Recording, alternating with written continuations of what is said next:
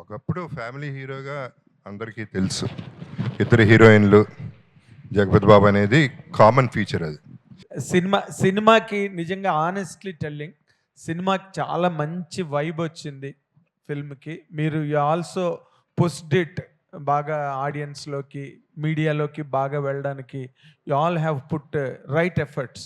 అవన్నీ ఇప్పుడు they are all bearing fruits. 17th cinema release అయినప్పుడు అందరికీ థియేటర్కి వెళ్ళాల్సిన ఒక మూడ్ని అయితే మాత్రం మీరు క్రియేట్ చేశారు. For that first of all congratulations. Many people are unable to do that. కాకపోతే ఇప్పుడు మీరు ఇందాకలో కొత్త పాయింట్ చెప్పారు జగపతి బాబు గారు. అంటే ఈ కథ మౌలికంగా మీ ఐడియా అనేది ఒక పాయింట్. తర్వాత ఈ ఇందాక లొకేషన్లో షాట్లు, సీన్లు అవన్నీ చెప్పేటప్పుడు నా మీద ఎవరో చికాకు పడ్డారేమో అప్పుడు చెప్పలేదు కానీ అని మీరు చాలా జావియల్గా చెప్పారు. అది అంటే మీరు ఎందుకు ఈ కథని, ఈ సినిమాని ఇంత ఓన్ చేసుకున్నారు అని అంటే what will be your obvious answer sir? ఒకప్పుడు ఫ్యామిలీ హీరోగా అందరికీ తెలుసు. ఇద్దరు హీరోయిన్లు, జగపతి బాబు అనేది కామన్ ఫీచర్ అది దాని తర్వాత ఎప్పుడు చేయలేదు నేను. ఇప్పుడు అంటే నా మీద నేను డిపెండ్ అవ్వలేను. నిజం చెప్పాలంటే నా ఒక్కడి మీద నడవదు సినిమా. కథ మీద, కాన్సెప్ట్ మీద నడవాలి. దానికి సపోర్ట్ ఇద్దరు హీరోయిన్లు ఉంటే బాగుంటుంది అనేది నెంబర్ 1 థాట్. తర్వాత థ్రిల్లర్ అయితే ఇంకా బాగుంటుంది. Family, it's an emotional thriller. అలాంటి థ్రిల్లర్ అయితేనే బాగుంటుందని. అంటే ఇవాళ రీచ్ అవ్వాలంటే ఆడియన్స్ని సాఫ్ట్ ఫిల్మ్ సరిపోవట్లేదు. సో వాళ్ళని తీసుకురావాలంటే ప్రాణం మీదకి వస్తుంది. ఎందుకంటే వాళ్ళకి ఇబ్బంది ఏంటంటే ఒక్కొక్క సినిమా, నెలకు ఒక సినిమానే చూడగలరు కొంతమంది అయ్యే ఖర్చుకి. ఈ సినిమాలకి బయటికి రావాలంటే చాలా ఇబ్బందిగా ఉంది. పైగా OTT is a challenge. So ఎన్ని దాటి ఓపెనింగ్స్, అండ్ మేము ఎక్స్పెక్ట్ చేసే openings 30% we are happy. That is a big opening for us. సినిమా సూపర్ హిట్. సో అదన్నా తీసుకురావాలి అంటే ఈ మాత్రం కథ ఉండాలని ట్రై చేశాను. ఆ కథ వర్కౌట్ అయిందనే ఫీలింగ్తో ఐఎమ్ కాన్ఫిడెంట్ అని అట్లా చేయటం జరిగింది. Very good. తర్వాత ఇంకొక మాట అన్నారు సార్ మీరంటే, ఇవాళ 2 కొత్త మాటలు మీ నోట్ల నుంచి. రెండో మాట ఏంటంటే, I want to create a niche of my own self, ఇంకోళ్ళ మీద డిపెండ్ అవ్వకుండా అని ఒక మాట అన్నారు sir. Can you really just explain it sir? అంటే ఫస్ట్ సిటిజన్ లాగా ఐ వాంట్ బీ. ఇప్పుడు క్యారెక్టర్స్ చేస్తున్నాను and I have to depend on somebody. And generally I don't like depending on anybody for anything. సినిమాల్లో కూడా ఇటువంటి కూడా ఉంటే నాకంటూ ఒక మార్కెట్ ఉంటుంది. I don't be a by one get free item. I want be the straight product. Buy one get one కాదు. లేదు. కాదంటే మీరు in a way you are కంప్లీట్గా you are covering the whole industry. అన్ని main ఫిల్మ్స్లోని మీ గురించి అని ప్రత్యేకంగా క్యారెక్టర్లు రాసుకునే స్టేజ్లో ఉన్నారు మీరు. జగపతి బాబు అంటే just will not come like that. Proper character రాయాలి మీ గురించి అని చెప్పి.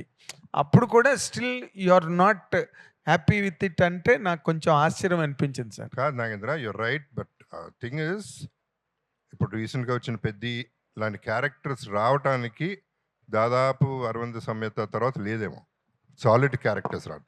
See, what I was talking about, buy one get one free, set properties కింద కొన్ని సినిమాలు చేయాల్సి వస్తుంది. వాటి గురించి మాట్లాడుతున్నాను నేను. Okay. Not films like the huge directors have done. So and the same time నేను క్యారెక్టర్స్ వదలను.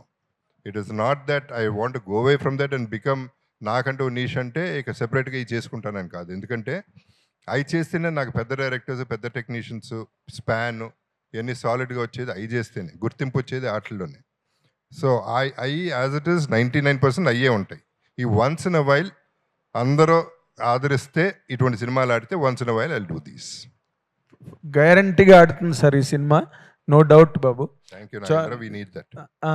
చోటకే నాయుడు గారు, మీరు తరోగా దీనికి సంబంధించిన క్యాంపెయిన్ ప్రెస్ మీట్లన్నీ మీరు మిస్ అయ్యారు. ఇది అంటే విచ్ ఐ అటెండెడ్. ఇప్పుడు మీరు ఈ సినిమా గురించి మాట్లాడాలంటే మనం అందరం కూడా జగపతి బాబు గారిని ఏనాటి నుంచో మనం చూస్తున్నాం. He has been a celebrated hero. తర్వాత మళ్ళీ ఏ ఫ్లరిషింగ్ క్యారెక్టర్ ఆర్టిస్ట్గా వచ్చారు. నెగిటివ్ క్యారెక్టర్లు చేశారు.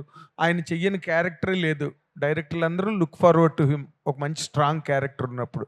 బట్ ఈ టర్న్ ఇది ఒక యూ టర్న్ లాగా ఉంది. ఆయన మళ్ళీ ఇలాంటి క్యారెక్టరు ఇద్దరు హీరోయిన్స్ మధ్యలో చేయడం. మీరు ఇన్నాళ్ళు సినిమా ఇండస్ట్రీలో ఒక వెటరన్ డిఓపిగా ఉన్న మీకు జగపతి బాబు గారి క్యారెక్టర్ని మీరు డిఫైన్ చేయాలి, లేకపోతే ఈ సినిమా కథ గురించి మీదైన అభిప్రాయం చెప్పాలి అంటే ఏం చెప్తారు sir? He's my hero. Jagapathi Babu is my hero, my first hero. ఎప్పుడూ ఆయన చూసి ఇన్స్పైర్ అవుతూ ఉంటా.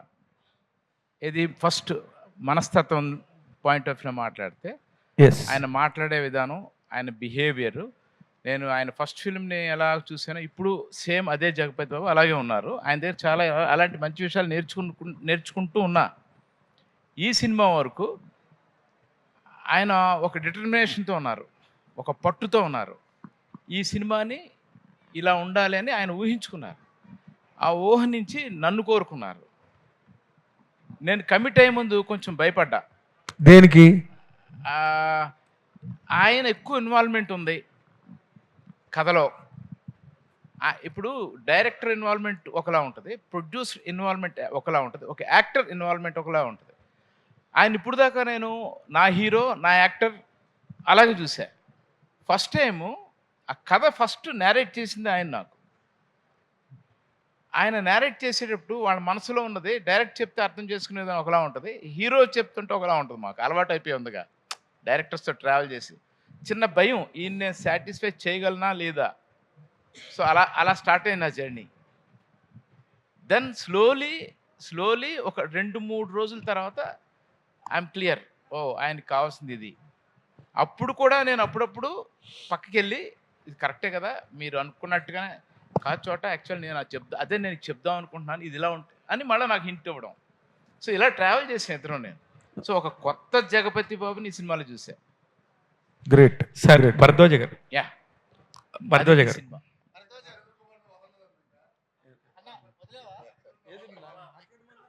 కాదు కదా అడగాలి. ఇప్పుడు ప్రపంచాన్ని అంతటినీ భయపెడతా కనిపించగానే మా ఈయన కనిపించేటంట్రా బాబు అనే ఒక వణుకు తెప్పించే భరద్వాజ గారు లాంటి ఒక పర్సన్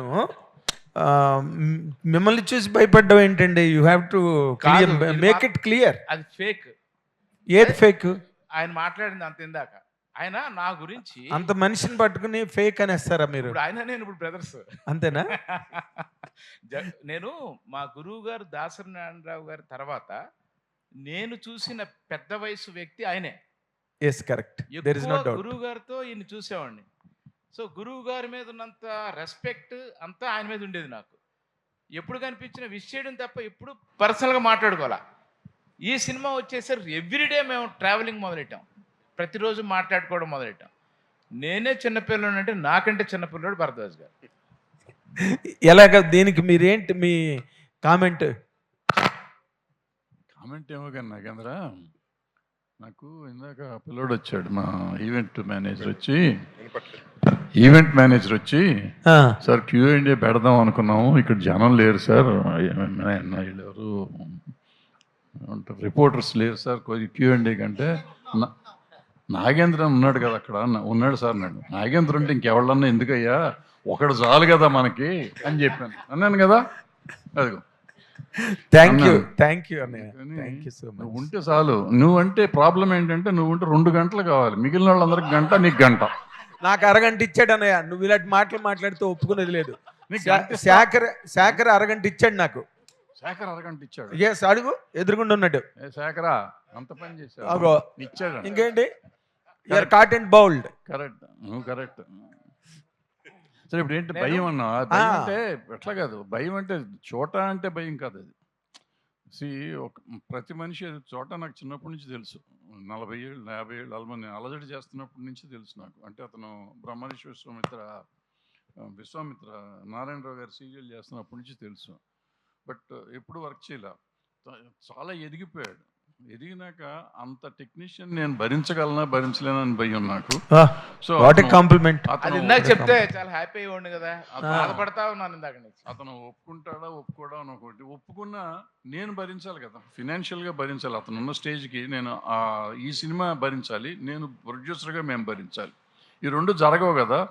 ఎట్లా అని భయపడ్డాక అసలు అతను ఎంత కంఫర్ట్ చేశాడంటే అంత కంఫర్ట్ చేశాడు, అంత కంఫర్టబుల్గా చేశాడు, అంత బ్రహ్మాండంగా చేశాడు సినిమా. సో ఆ రోజు నుంచి అతనికి దాసోహం అనమాట. అతను నాకు దాసోహం అంటాడు కానీ నేను అతనికి దాసోహం.